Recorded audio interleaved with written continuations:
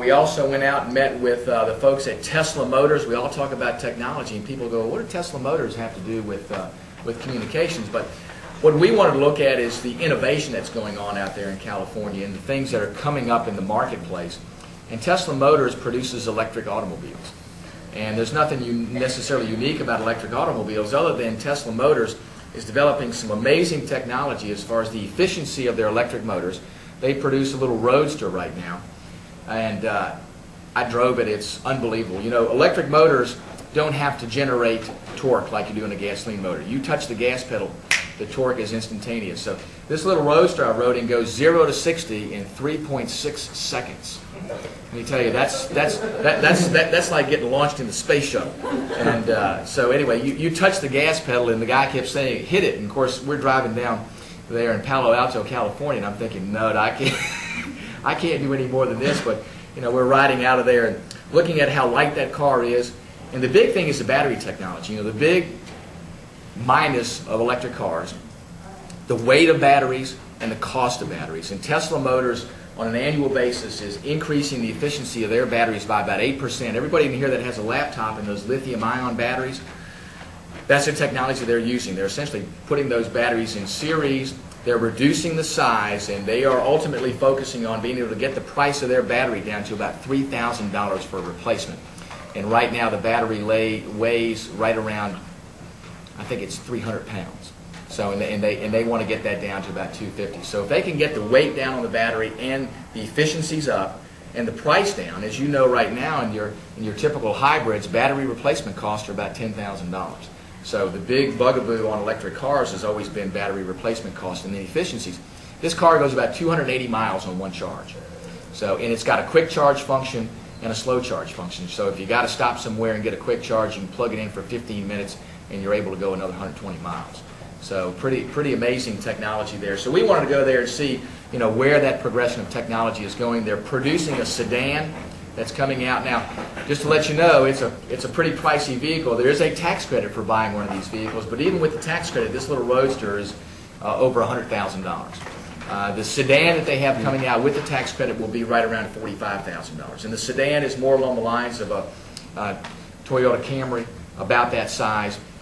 It won't have necessarily the highest performance capability of the other car, but it'll go nearly 300 miles on a charge.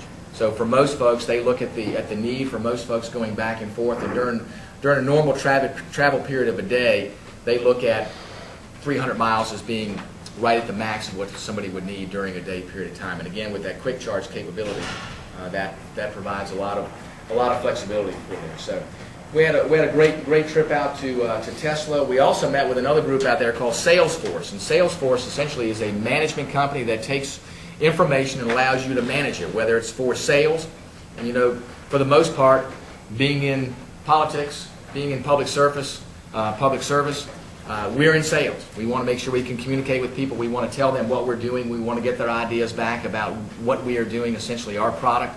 So we are working with Salesforce to look at the things that they have to offer. They have a lot of great information management capabilities out there to manage information on folks, whether it's at the legislative level, people interested in certain issues, making sure you're communicating with them on certain pieces of legislation, what they want to see, and then also on the campaign side, focusing on what folks want to see in a campaign, what are the hot button issues, how do you communicate with particular groups, how do you organize people together that have those particular interests. Amazing way to manage information, and they again have done it from a standpoint of looking at how do they use that to help on sales, but that whole model is fully applicable both on the legislative and on the political side of things. So we had a great trip out there, and we had some conversations with Apple about their iPhone. As you know, AT&T is the only carrier for the iPhone, and there's some difference in technology on the communications platform for the iPhone and communications platform on other phones. And we wanted to know, hey, when is Verizon going to step up and be part of that? And we've spoken with the folks at Verizon. And those technologies are now going to start to be consolidated. So it looks like potentially, and of course Apple plays things very close to the vest. You know, they wouldn't tell us much of anything, but it does look like the technology is moving towards a common platform. And if it does, Verizon has said that they are very interested in that platform and having the iPhone carrying their service.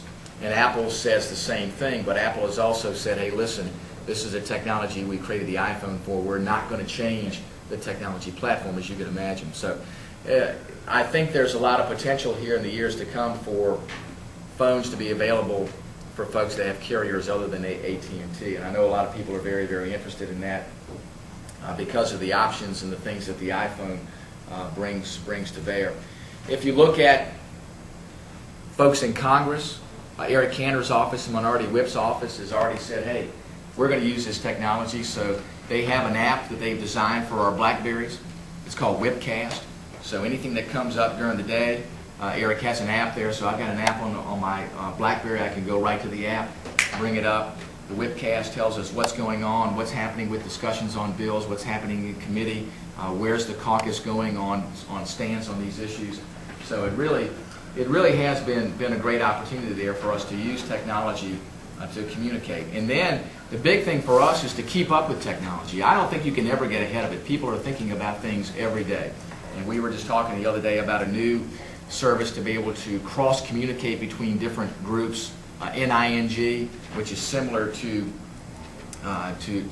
Google in the applications that they have in Google Wave. So we're trying to figure out what's out there. Also, there's some pretty neat technology there where in this meeting today I could take my BlackBerry and actually produce a video and immediately have that video linked to my Twitter or to Facebook, and there's a platform there called Quick that allows you to immediately upload that and get that video information out. So we are continuing to learn about all the things that are out there, and from our standpoint, I think that this is the frontier that's available for us in getting that information out to our constituents and to folks that are interested in what we're doing even outside of our district.